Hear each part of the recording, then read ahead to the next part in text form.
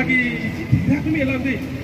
Mana dek teratongnya putu jithai kali kaprek tapi di pithai di. Tapi si alang itu bangke ikan si dalam seral dong.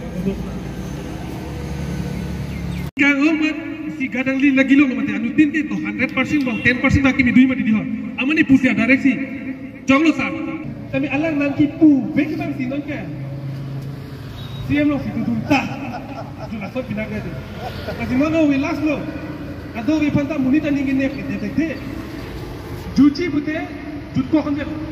Kasih song kau bi. Kasih song tak penitum.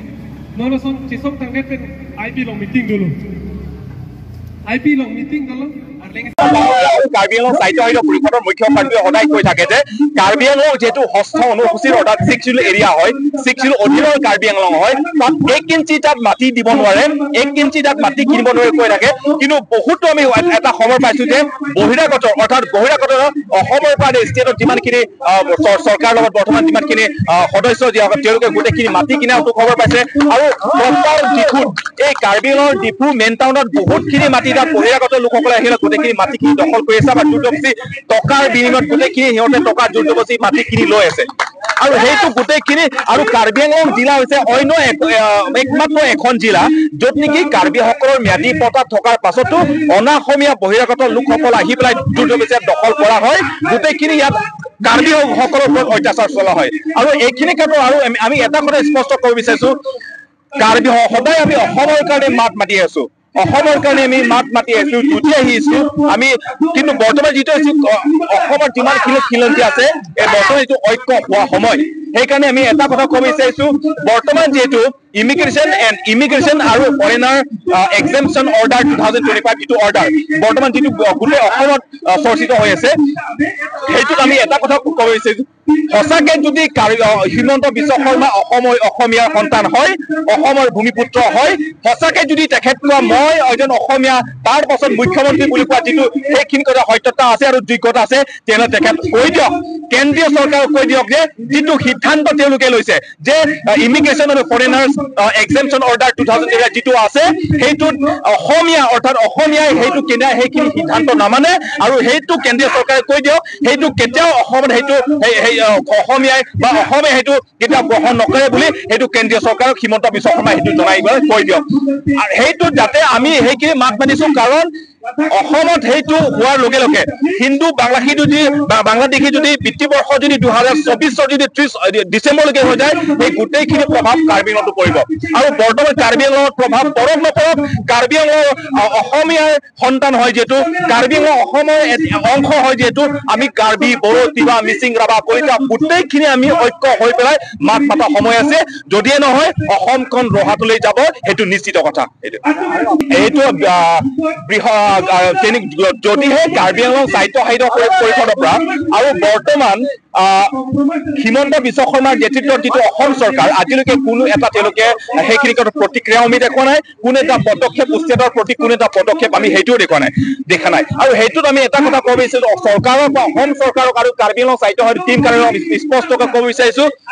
যদিহে কাৰ্বি আংলঙৰ স্বাৰ্থ যদি কাৰ্বি আংলঙৰ নিজৰ অস্তিত্বখিনি সুৰক্ষিত কৰাৰ কাৰণে যিটো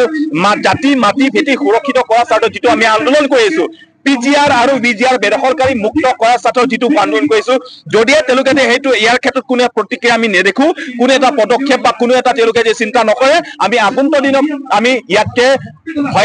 ভয়ানক এটা আন্দোলনখিনি হ'ব সেইটো সময় গোটেইখিনি দেখা যাব আৰু আমি ঠায়ে ঠায়ে গোটেইখিনি চোৱা চিতা কৰি আছো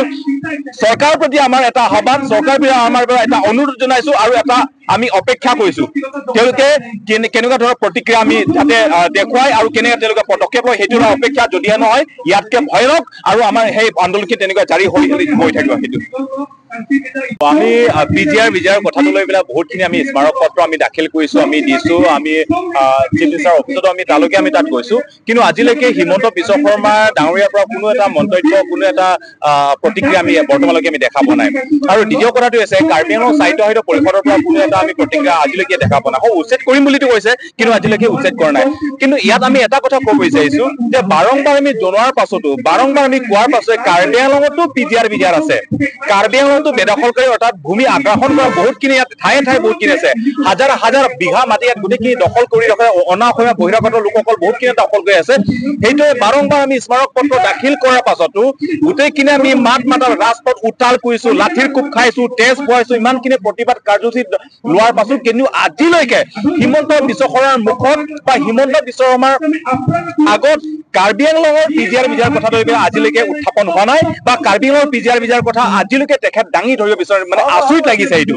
কাৰ্বি আংলঙৰ যিটো অসমৰ এটা অংশ হিমন্ত বিশ্ব শৰ্মা এটা মন চুই যোৱা কথা কৈছে যে মই এজন প্ৰথমতে অসমীয়া তাৰ পাছত মুখ্যমন্ত্ৰী বুলি কৈছে যদি সঁচাকে যদি সেইখিনি কথাত যোগ্যতা আছে সত্যতা আছে এজন যদি অসমীয়াৰ ভূমিপুত্ৰ হয় তেতিয়াহ'লে আজি কাৰ্বি আংলঙত ইমানখিনি হাজাৰ হাজাৰ বিঘা মাটি দখল কৰি আছে আমি কাৰ্বি আংলঙত আজি কাৰ্বিসকলে আজি সংখ্যালঘুটো আমি পৰিণত হৈছো সংখ্যালঘুত আজি পৰিণত হৈছো নিজৰ গোটেইখিনি অধিকাৰ আমি হেৰুৱাই গৈছো সেই বেদখলকাৰীসকলৰ কাৰণে সেই বেদখলকাৰীসকলক আজিকালি উচ্ছেদ কৰিব বিচৰা নাই কিয় কাৰণ কাৰ্বি আংলঙত যিমানখিনি বেদখলকাৰী আছে তেওঁলোক হিন্দু তেওঁলোক উত্তৰ প্ৰদেশৰ পৰা অহা বিহাৰীসকল আছে তেওঁলোক বংগৰ পৰা অহা বাংলাদেশৰ পৰা অহা গোটেইখিনি বেংগলী হিন্দু আছে সেইকাৰণে তেওঁলোকে উচ্ছেদ কৰিব বিচৰা নাই নেকি সেইকাৰণে সঁচাকে যদি জাতি মাটি ভেটি সুৰক্ষিত কৰাৰ স্বাৰ্থত যদি তেখেতে যদি হিমন্ত বিশ্ব শৰ্মা ডাঙৰীয়াই যদি উচ্ছেদখিনি কৰি আছে তেনেহ'লে কাৰ্বি আংলং কৰি দেখক সঁচাকে যদি অসমৰ সন্তান হিচাপে উচ্ছেদ কৰি আছে তেনেহ'লে তেখেত কাৰ্বি আংলং উচ্ছেদ কৰি দেখক কিন্তু আমি বৰ্তমান যিটো দেখিছো সেইটো মাত্ৰ ধৰ্মীয় ৰাজনীতিকৰণ অৰ্থাৎ এটা কৌশল হিচাপে ২৬ চনৰ নিৰ্বাচন যাতে জয়যুক্ত হোৱাৰ কাৰণে মাত্ৰ এটা খেল খেলি আছে এটা হিন্দু মুছলিম হিন্দু সেইটো এটা সংঘাত সৃষ্টি কৰি পেলাই যাতে মাত্ৰ হিন্দুত্বৰ ওপৰত এটা ৰাজনীতি কৰিব পাৰে হিয়াৰ এটা প্ৰচেষ্টা কৰিছে বৰ্তমান হিমন্ত বিশ্ব শৰ্মা ডাঙৰীয়া যদিহে নহয় আজি কাৰ্বি আংলংটো উচ্ছেদ কৰিলে হয়